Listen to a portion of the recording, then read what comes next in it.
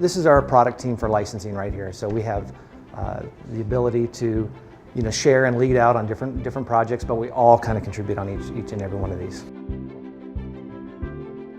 Here's the concept art that we ended up really locking onto to say this is the direction that we feel resonates with us, the company at large, and then also our licensors, when we shared that with them, just really loved it. So it made sense to head that way. These are some very early shots from the factory of the clay model. You can kind of see how a lot of it's just roughed in shapes, almost just a volume study to see if there's going to be any problems with scale or just to identify anything that's maybe going wrong. And then they'll finish it off in clay. Then we'll submit those to the licensor for sculpt approval. And then that's when the factory will come back and present to us in actual ceramic. Every time it goes from paper and it becomes something tangible, your mind starts going. Yeah, and these are individually cast and hand painted. They're not churned out of some injection mold machine at 1,000 an hour.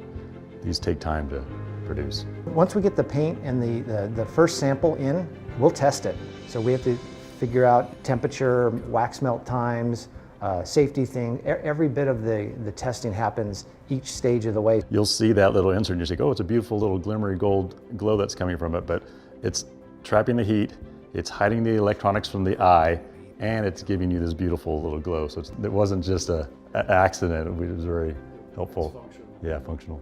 In the story, Gandalf first exposes with the ring in the fire, in that fireplace, the fact that this was the Ring of Power has that exposed that elvish on the inside of the ring. And we wanted to try to depict that moment. We ended up hiding it on the inside of that wax dish.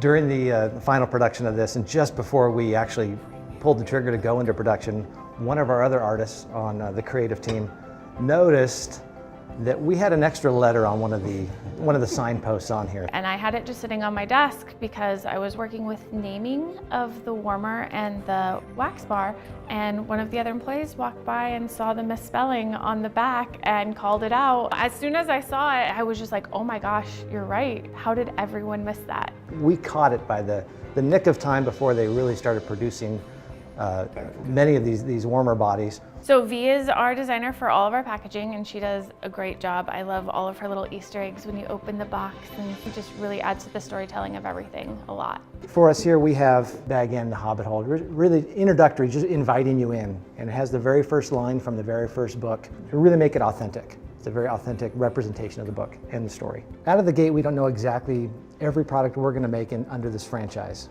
We have high hopes that we're going to have some really fun things to follow Bag End and this initial warmer.